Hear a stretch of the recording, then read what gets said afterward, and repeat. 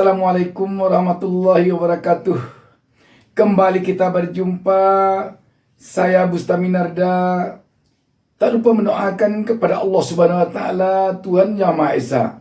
Semoga seluruh pemirsa atau kita semuanya selalu mendapatkan keberkahan hidup dari Allah Subhanahu Wa Taala, Tuhan Yang Maha Esa.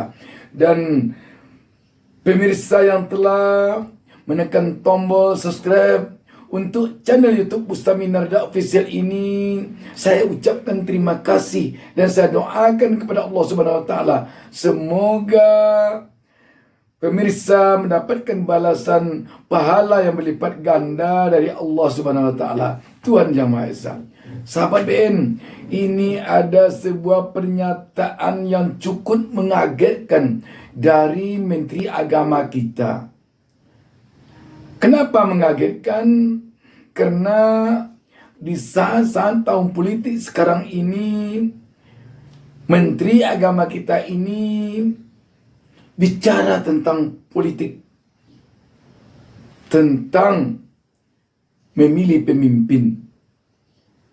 Selama ini, kalau kita tidak keliru, belum mendengar kita Menteri Agama kita ini bicara tentang politik praktis seperti ini.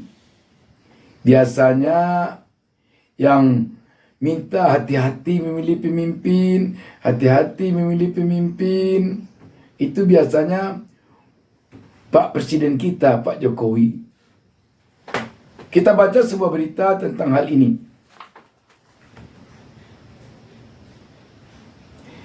CNBC Indonesia menurunkan berita di bawah judul Adik Ketum PBNU _2, sosok pemecah belah bangsa jangan dipilih.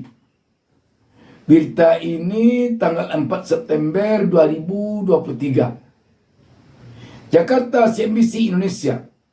Menteri Agama Yakut Khalil Qaumas meminta agar masyarakat tidak memilih sosok pemimpin yang menggunakan agama untuk kepentingan politik dalam pemilihan umum presiden dan wakil presiden 2024. Demikian disampaikan Yakut dalam keterangan tertulis yang dirilis pada Minggu 2 September 2023.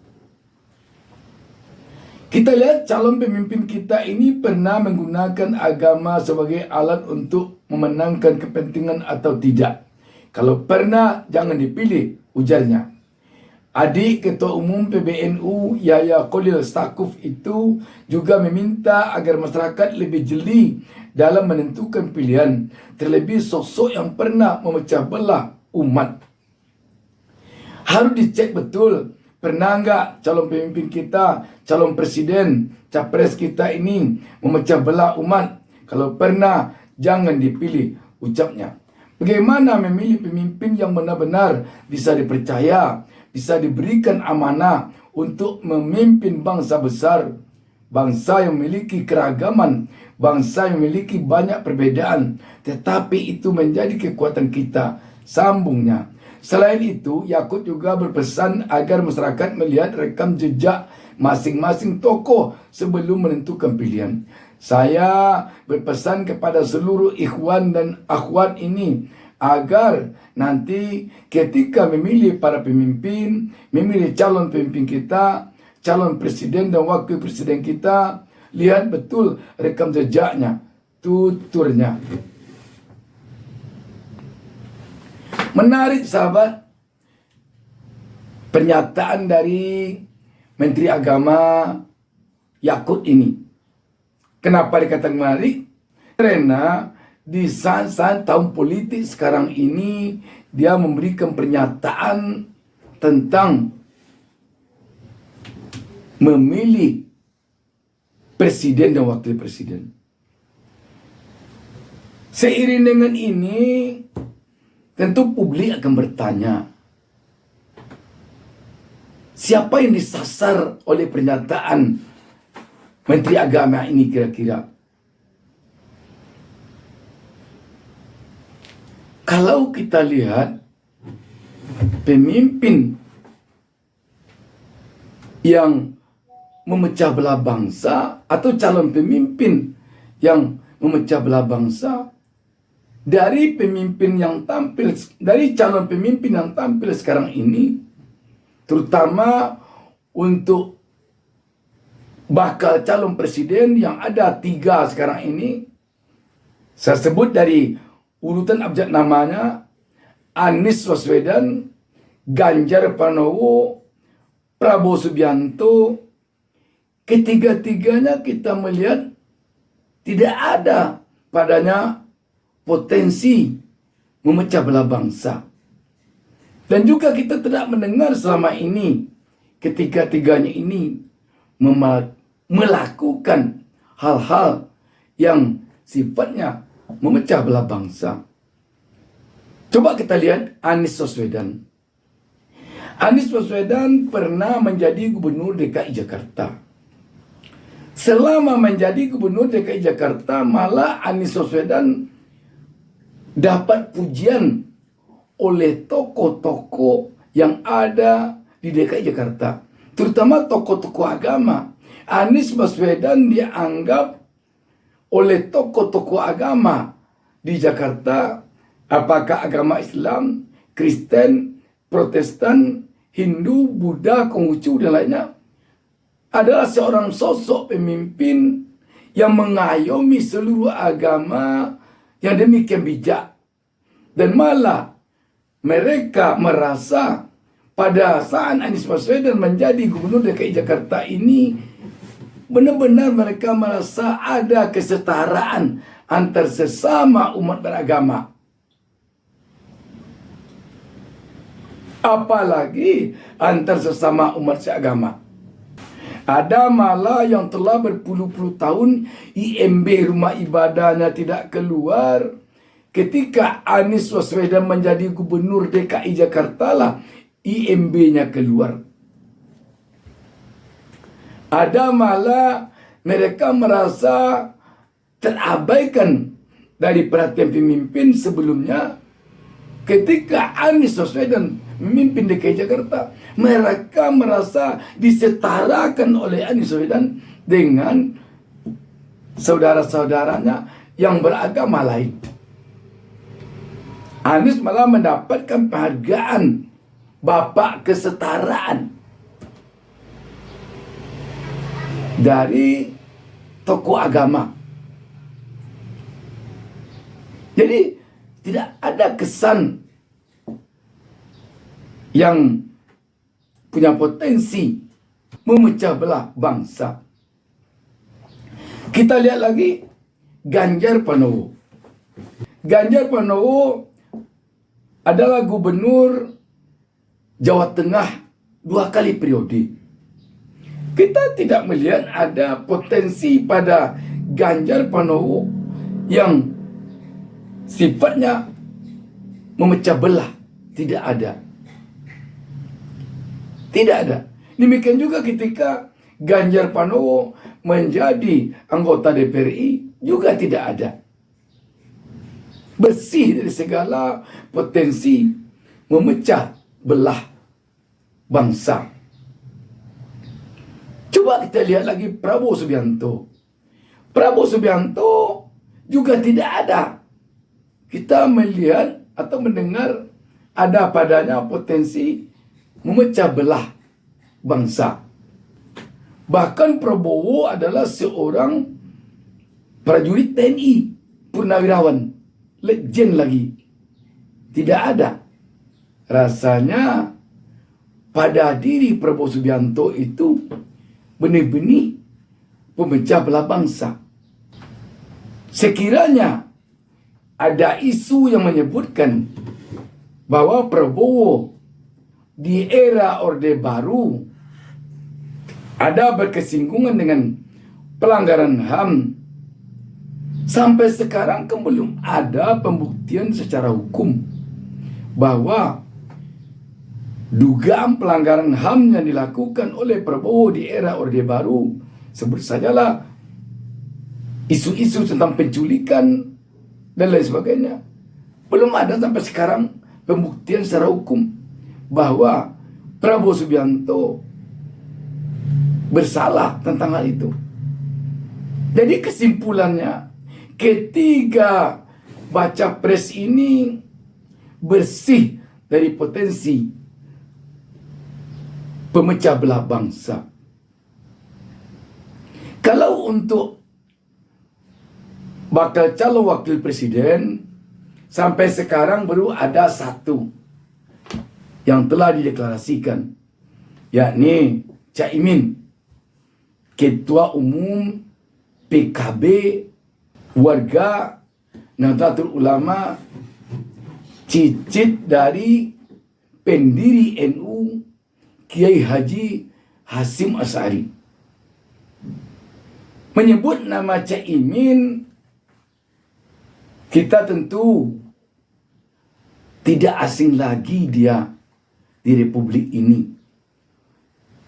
Malah kita melihat jiwa raganya telah dia dedikasikan untuk kepentingan bangsa dan negara ini. Sejak masih muda, dia sudah menjadi aktivis sejak masih kuliah di Gajah Mada. Dia telah demikian lama di DPR RI.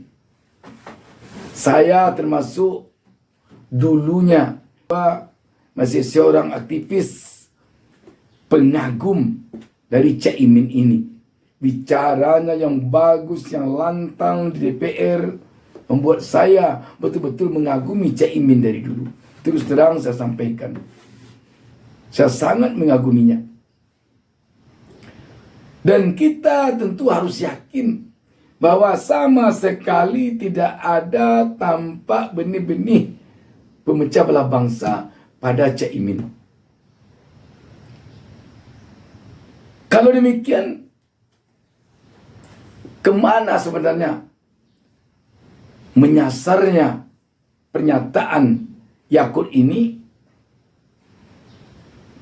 Sekarang tentu kita ambil yang positifnya saja, bahwa mungkin Yakut ingin pemimpin kita yang lahir nanti dari hasil Pesta Demokrasi 2024 ini benar-benar pemimpin yang bersih, pemimpin yang berkualitas, pemimpin yang punya wibawa baik di dalam negeri maupun di luar negeri. Karena itu memang perlu kita berhati-hati memilih pemimpin, memilih presiden dan wakil presiden kita. Sebab tantangan ke depan baginya sangat-sangat berat. Presiden mendatang harus mampu mengurangi utang, kalau tidak akan menghabiskan utang.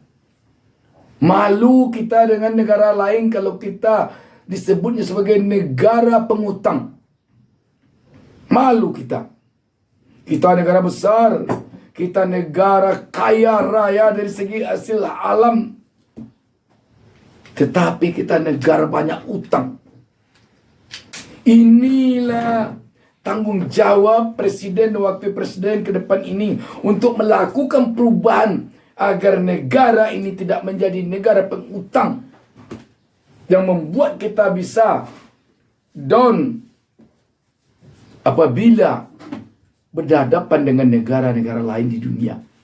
Demikian juga pemimpin presiden dan wakil presiden ke depan ini harus dia mampu menaikkan indeks demokrasi. Sebab malu kita. Kita negara demokrasi, satu-satunya di dunia negara Pancasila adalah Indonesia. Kalau indeks demokrasi kita rendah, kita malu dengan negara lain. Untuk itu, terhadap indeks demokrasi kita yang menurun saat ini, harus mampu presiden dan wakil presiden hasil Pesta Demokrasi 2024 mendatang ini menaikkan indeks demokrasi kita. Harus mampu agar kita tidak malu dengan negara-negara lain yang dia tidak punya dasar negara Pancasila. Demikian juga dengan ekonomi kita. Kita disebut negara kaya raya. Kita disebut negara yang tongkatnya saja kalau dibuang akan jadi tanaman. Tetapi dalam kenyataannya rakyatnya miskin. Rakyatnya selalu menangis kena PHK. Rakyatnya selalu menangis kerana tidak dapat kerja. Karena itu, tanggung jawab Presiden dan Wakil Presiden ke depan ini harus mampu membuka lapangan kerja seluas-luasnya tanpa janji bohong. Harus mampu mencarikan solusi agar tidak terjadi PHK besar-besaran dengan janji yang harus ditepati. Bagaimana agar bisa janjinya ditepati, tidak janji bohong? Dia harus mampu memperdebatkan visi misinya, memperdebatkan ide dan gagasannya di depan umum, di kampus-kampus. Kalau visi misinya tidak mampu dia perdebatkan di kampus-kampus, di tempat-tempat manusia-manusia egaliter, maka ada kemungkinan yang membuat visi misinya bukan dia, tapi orang-orang lain. Yang kita inginkan, seorang presiden dan wakil presiden harus benar-benar memahami visi misinya, harus benar-benar dia kuasai visi misinya, harus benar-benar dia punya ide dan gagasan untuk bangsa dan negara ini ke depan. Untuk itu harus dikuliti oleh orang-orang yang benar-benar kritis. Orang kritis itu akan ada di perguruan tinggi. Di perguruan tinggi itu di mana adanya? Di Badan Eksekutif Mahasiswa. Kalau ada calon presiden, calon wakil presiden yang takut ke kampus karena akan dikuliti oleh mahasiswa, saya kira tidak usah dipilih dia itu. Tidak akan mampu dia menjawab tantangan Indonesia ke depan. Seperti yang kita katakan tadi. Demikian, wassalamualaikum warahmatullahi wabarakatuh. Jangan lupa subscribe.